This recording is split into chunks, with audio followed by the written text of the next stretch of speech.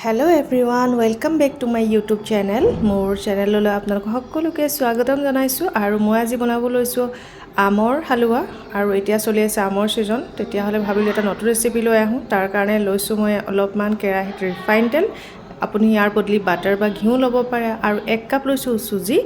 এইখিনি যেনেকৈ আমি নৰ্মেলি চুজি হালুৱা বনাওঁ তেনেকৈ বনাই লৈছোঁ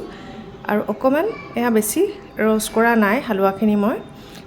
আৰু মই এতিয়া ইয়াতে 1 কাপ জোখৰ গাখীৰ এড কৰি দিম আৰু এতিয়া মই ধুনীয়াকৈ গাখীৰখিনি মিলাই লৈ মই সোৱাদ অনুসৰি 1 কাপ জোখৰ চেনি ব্যৱহাৰ কৰিছোঁ আপোনালোকে চেনিৰ বদলি গুড়ো ব্যৱহাৰ কৰিব পাৰে আৰু মই যিকোনো মিঠা বস্তু বনাওঁতে দেখিছে আগৰ ৰেচিপি ভিডিঅ'টো মই অকণমান নিমখ ব্যৱহাৰ কৰোঁ সেইটো আপোনালোকে স্কিপো কৰিব পাৰে মোৰ ভাল লাগে কাৰণে মই ব্যৱহাৰ কৰোঁ আৰু কেইটামান দিছোঁ কিচমিচ আপোনালোকে কিচমিচৰ বদলি বেলেগ ড্ৰাই ফ্ৰুটছো ব্যৱহাৰ কৰিব পাৰে আৰু এতিয়া দিছোঁ কাটি থোৱা আমৰ টুকুৰাবোৰ আৰু এতিয়া ধুনীয়াকৈ এইখিনি হালুৱাখিনিৰ লগত মিক্স কৰি দিম যেতিয়ালৈকে হালুৱাখিনিৰ লগত আমখিনি গলি নাযায় তেতিয়ালৈকে মই এনেধৰণে খুব ধুনীয়াকৈ মিলাই আছোঁ আৰু এয়া মোৰ আমৰ হালুৱা ৰেডি হৈ গ'ল মোৰ ৰেচিপিটো চাই কেনেকুৱা পালে কমেণ্ট বক্সত কমেণ্ট কৰিব